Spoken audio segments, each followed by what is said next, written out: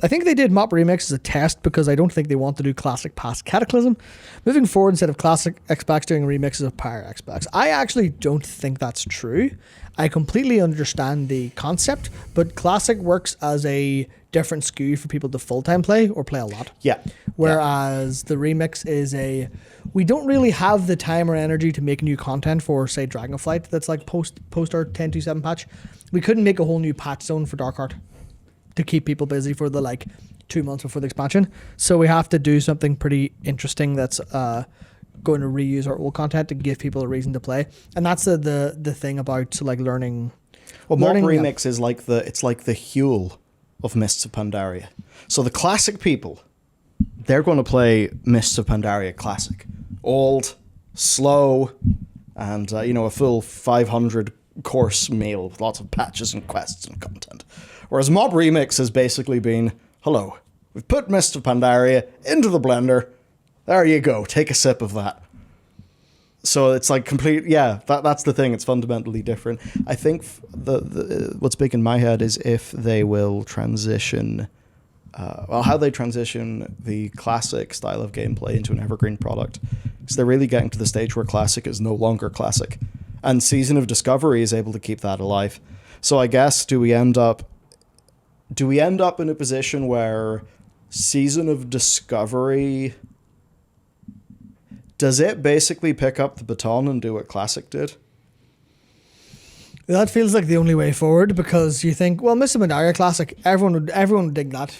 Everyone would be down. It might be a little bit, bit of a problem being directly after Mob Remix, or not directly, but like a year or so after Mob Remix. People might go, whatever. But then you have the problem of what's after Mists of Pandaria. Yeah, I think that's the Modern natural... World of Warcraft, or the beta from Modern World. The beta for Modern World of Warcraft is Warlords of Draenor. It is. Because that was what changed a whole bunch of how you actually engage with the game a little bit. Not quite to the same extent as Legion did with M+, but Legion was like the proper, actual, real World of Warcraft. As it is now, the start of it. So I have no idea what they're going to do with that. I do think it's not such an existential crisis, because Season of Discovery, Goose is saying, hard to disagree, it's not keeping Classic alive, Sod's not doing well at all. It did at one point. So it's like it's tailed off. Which I think is the thing is, they are trying very desperately to get an evergreen product. They're trying very desperately to get, how can we make this thing just work? How can we do the Fortnite, which is not the actual game mode, obviously, or the gameplay, but how do we get something that's clean? How do we get something that's clean and we can design it once and then sort of change things up in it a little bit instead of making a massive amount of content every 3 months, every 6 months? How do we do that? And I think the answer is, I don't know if they can, or maybe they need another crack at it, because Season of Discovery seemed that way, but Season of Discovery was extremely engaging and being fresh and new and different. But then people were tired of the lack of novelty from, well, what's Phase 2? It's more Season of Discovery. And Season of Discovery is good, but, it's called Season of Discovery. At some point, you're going to get tired of discovering, especially when it ultimately smashes together against the classic approach of, that's exactly what you're talking about, Miko, a bit destroyed by data mining, because people don't particularly want the vibes of Discovery forever. But they ultimately it butted heads with the actual way people engage with Classic. So maybe if you do a Season of Discovery, Warlords of Draenor or Legion, you might actually get more leeway because people are going to be able to do endless content, stuff like that. So it is a little bit of it's a challenge for them to make something that's classic and evergreen, because people want fresh within the classic mindset, than the classic style, more than anything else, I think. Which leads us to the question of what did they do? And the answer is, I hope they do something. I hope they think of something interesting. I hope they continue their experiments and that they work to the same degree as Season of Discovery, because otherwise they're definitely running out of... They're running out of bridge. They really are, basically. Yeah. They're going very fast, and especially they're going faster than usual. They're running out of bridge. They're trying to build a bridge as fast as they can before they plummet into the sea. And it's a little bit... And not overall, it's literally just it's a problem with a small subset of the product. There's always a way to make it more interesting to try again, but it's they clearly need to be philosophically, they need to keep refreshing things and need to keep trying things. And on the conceptual level, Because obviously Season of Discovery tries new things, but they need to properly like go, we need this to feel new and different every time. Yeah, and I guess a bit of a challenge with Season of Discovery is it rapidly falls into some of, I don't want to say some of the same problems, but people will be doing the new novel thing, like getting whatever new runes, doing the new raid. They do an XP boost to support that, and people are kind of being moved up towards endgame. So it ends up, I don't want to say it ends up resembling regular World of Warcraft, but it's definitely still a theme park, I suppose. Yes, of course, yes. So the challenge here is, how do you make a sustainable theme park without making any new rides from scratch? Because they aren't making new rides from scratch. They are heavily changed. Like, they're making some quite new content, that sort of thing. Yes, and they are heavily modifying raids, and that stuff's great. But it is still molten core. They're probably not going to rebuild an entire brand new raid in the style of Classic. I mean, if they did, I'm sure people would be pretty excited and would turn up. But then that would kind of be a problem, because that would set an expectation. And that's probably a team that just can't go around commissioning new raids all the time. So their challenge is, how do they make interesting tweaks to things that already exist? But you can only really do that so long until people, I guess, get tired of it, where it loses its novelty. So it sounds like I'm not particularly embedded in the Season of Discovery side of things. I just know that it kind of ran out of steam. I don't really know if it's ran out of steam because of decisions that team made, or if that is just a natural part of the product life cycle, where for loads of games, they will lose 70% of their week one peak players. And that's perfectly good and healthy, because you're never going to just retain all your peak players forever. So it's hard to know what success looks like. I'd have a feeling that given the size of that team, they're probably going to have, it will be success because it's a small, cheap team. I think I know what the answer is, unfortunately. Uh-oh. And the answer is, did you ever hear of a certain, did you ever see an advert on YouTube? No. For World of Warcraft, yeah, of course. But I'm not talking to you. I'm talking to you as a stand-in for the viewer, right? You're a stand-in for the viewer, and I know there's a lot of you who use YouTube Premium, but not all of you. So you're all embedded in the World of Warcraft community. You watch World of Warcraft videos. You're right here, etc. You're gonna going around YouTube. Do you ever see an advert for what looks like World of Warcraft isn't exactly World of Warcraft, even though it literally is, but it's also not? Did you ever see a little ad for a little game called Ascension WoW? I think that's their answer. I think the answer is you want to change up, not Tarsland. No, not Tarsland. I didn't watch any of the footage. I should maybe go back and look at that. So I think what the answer probably is, and this is based on the very surface level view, that what happens every time there's a classic? Loads of people log in and play, and then they stop playing. Why is that? And you're not gonna know what the answer. You're not gonna expect my answer. My answer is that no one wants to play any fucking end game in World of Warcraft before Legion came out. No one wants to do that shit. Everyone wants to play World of Warcraft, not log in and sit in a voice chat with 19 people you don't like.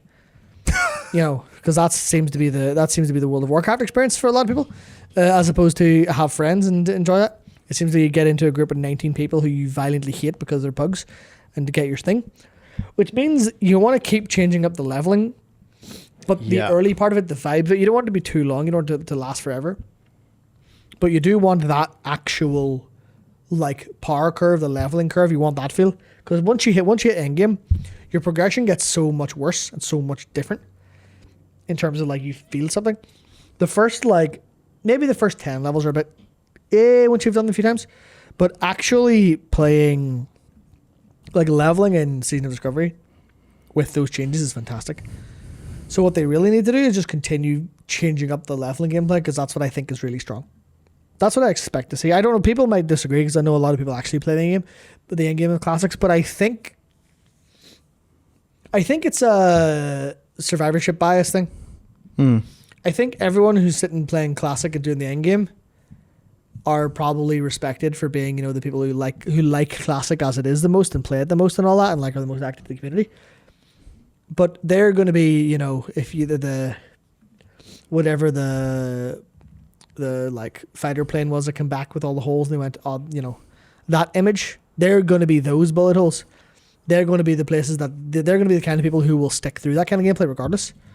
Whereas everyone who's left are the people you actually want to really actually like talk about and engage with. They are the people you should probably trying to get to stay in the game. So I think add novel new quest content during level up in the spirit of classic, and that can be refreshed over time. Realistically, that's probably a good shout. It's probably a good shout for them to focus on. That's what I expect them to focus on. That's the lessons I expect them to have learned from Discovery, from Season of Discovery, is people want to play World of Warcraft, but it's different this time. At the start. Yeah. Not at the end. Because the amount of, how do I put it? The amount of disappointment, shame, rage, and upset that I see on a regular basis whenever people get to the, the new phases out and they feel like they have to burst to the end really quick. And the first Season Discovery phase was not like that whatsoever. So I think that's basically where I expect them to be smart enough to look at that and say, oh, that's the problem. So, the graphs of player population Yes. from Ironforge. Pro. Yeah, ironforge.pro. Yeah. So let me just throw this. I'll throw it at the top of the document that you're on right now so we can show it to everybody. So I'm trying to work out what is this actually tracking. Is that characters that have logged in? I assume that's Within- active, yeah. yeah. Because people aren't deleting characters like. Okay, so if this is like active characters, the only thing, right? So how are they getting their data? So will this Armory? Will this be... Yeah, okay. Yeah, I'm trying to think what this means in terms of player count. But basically you're seeing shy of 500,000 near the start. And supposedly, right, in the most recent week, 45,000 characters playing. That's less than 10%. That is less than 10%. Now, for a live game...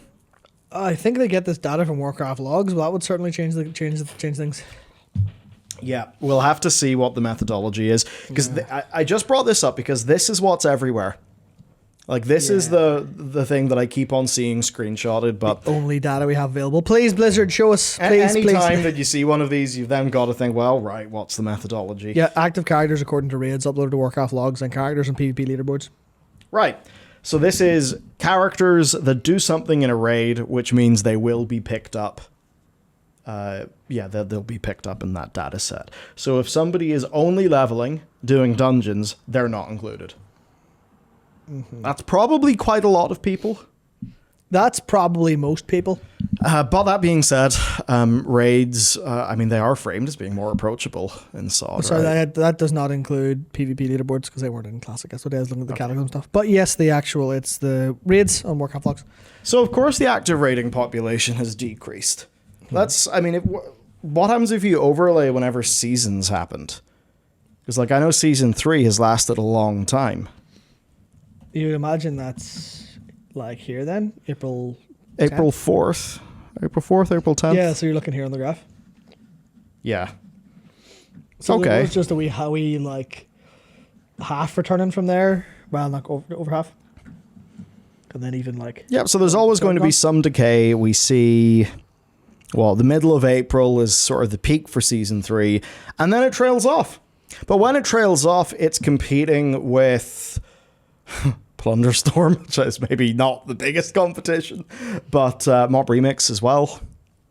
So, yeah, there's other products. It's also, it's a longer phase. We're only hearing about Phase 4 stuff pretty much around now. Yeah, PTR was only recently. Yeah, so the big thing will then be how many people will come back for Phase 4. That could be relevant because Phase 4 is trying to shake things up quite a bit. And it's hitting raids that people who are doing Classic at Endgame have got a lot of experience in, but it's making them different. I think that could work. If they end up doing the Karazhan Crypts, if they do Scarlet Monastery, as some people think they'll do, you could see people coming back for that.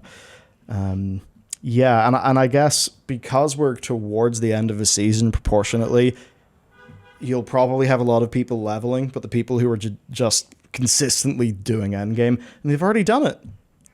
They've geared pretty quickly. I mean, there's 2 full raid lockouts a week, right? Although for other reasons, I mean, there's other ways in which modern gearing is extremely fast that don't exist here, but it's still fairly speedy progression. Yeah, it must just be like annoying to be Blizzard and looking at that and going. Obviously, they have the real version that shows all the players logged in. Imagine looking at that and then looking at that and I'm like, how do we get back to there? And it's like, is the answer really shiny new product? Is that the only thing that works? Shiny new product with a marketing push? See, it depends because they run into this problem with World of Warcraft having so many sub-products because they don't want their sub-products to fight with each other. So it is time, like even by that graph, it is time for another phase to release. Like, oh yeah, how phases have released. It should have been a month ago, realistically. Yeah, exactly. So who knows? You see like those numbers there? Well, what if at that stage, because you're always, when you have that launch group of people, that's always going to disappear. Take a game like, say, Apex Legends. Absolutely humongous launch. Huge as hell. Then it goes way down. And the game, it takes them a while to get it back in its feet properly. And then it slowly rises and rises and rises and ends up in a really healthy position. So for so many of these games, they have a big splash for their launch. Then of that initial cohort of players, there will be whatever level of retention that there is. The thing for them as devs, though, because it's almost more like a software as a service product. Well, I mean, it is. It's games as a service. So it's just going to be like, what's your churn rate? If they are getting new people in faster than they're churning people, then they will grow. They just want to be getting more people than they're losing. And that is something that they can slowly build over time. That's generally how live services do it. Unless they have like a particularly noteworthy seasonal release like Fortnite No Build. Right? Because like Fortnite No Build absolutely exploded its numbers up again. So yeah, I think here you have naturally people dropping off. The people though. Somebody participating in Season 1 is not a great indicator of whether they will continue to participate. But somebody participating in Season 3, I think, is a far better indicator of whether that same person will participate because they have been participating more. They're there for Season 3. They haven't pissed off a month after launch, which I think says that if they did have new content for this, then maybe you would see at some stage this would flatten out.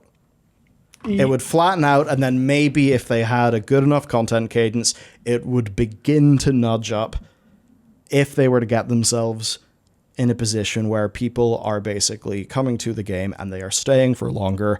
Those numbers just outstrip each other and they slowly grow. That's inherently... But you always got to fight decay. That's the thing. It's not even just fighting decay is one thing, but I think there's a lot of people in chats talking about how there's the lack of catch up and how deep in the World of Warcraft community kind of is for Classic specifically makes it probably harder for people to join compared to the new game. And I guess we're talking. This is really really deep.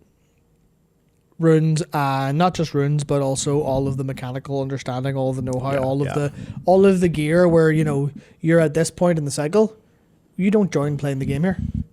You just don't. Because you're a month up behind on progression, so it's literally a bad experience. And that's where you get like the modern version where catch-up's really quick and you just kind of hop in and gear really quickly and whatever else. But then that has downsides for not being super compelling. And there's somewhere in the middle, it's like there's somewhere in the middle, or there's like either side for how you play the game. The other thing then is the GDKP ban. Yes. I have to. What was the net effect of that? I don't remember when that was, so I can't say looking at this graph. Because I don't think it was announced. That would probably tank raid participation because then you can't guarantee you get the items. February 8th. All right, February 8th. All right, well, that's... Well, that was along with Phase 2 releasing. Yeah, so that's you can't tell. Yeah, you can't tell. I mean, GDKP did this. If they had kept GDKP, they'd be up and they'd be to the moon. They'd be to the moon. There's a super here from P-Big saying the content drought is rough, but the level of self-pitying toxicity from open quotes community end quotes in SOD is nauseating. The forums are impossible to read. The forums are also impossible to read in other variants of World of Warcraft. But yes, Yeah. yes, I completely genuinely understand exactly what you're saying. There is a lot of it's where I was talking about like the looking at the survivorship bias at the deepest of the community. There's two sides of this. There's like you were saying, to hell with fair weather people, largely speaking. Not to hell with them, but like they're good. It's like the funnel. Who sticks through? Who's your real audience? To hell with you, fair weather person, be gone! Yeah. So the question is, Matt only wants true gamers. yeah, where in this graph is the true World of Warcraft Classic player? Yeah. Is it here where everyone was like, yeah, let's go? Or is it down here where they're like, I'm playing this even though nothing's happened? Which one of those do you want to actually cater for a little bit? Is like the actual genuine struggle, I think, of like philosophically for your game. And I think the forums are a really interesting example of that, where you just kind of you see people with takes. People who You're entering the danger zone here. say lots of things and have very strong opinions and want to voice those opinions, not necessarily have any vetting on those opinions being valuable or not. So obviously the struggle is, that's just community. That's why I never post anywhere or say anything online ever, because why piss in the ocean? Like, Well, it's the thing where the truth, so the truth barely matters. yes, What matters is how compelling is a story. So if there's a very, very, very high volume of noise, then the noise that will be noticed is the most noticeable noise, regardless of whether someone screaming at the top of their lungs. regardless of whether it's true or not, because the truth claim isn't really the bit that people get interested in. It's like, oh, loud noise, what's going on? It gets their attention. Then that gets more traction. Then even if that's wrong, it sets the tone for the discussion. That's how it goes. Indeed. That can make insular game communities interesting. Very And then interesting. The issue for Blizzard as a developer is they could get so pigeonholed into dealing with niche current audience criticism that they lose the forest for the trees, and then they lose their ability to get far larger audiences into the game. Really, like that has happened, especially to modern WoW.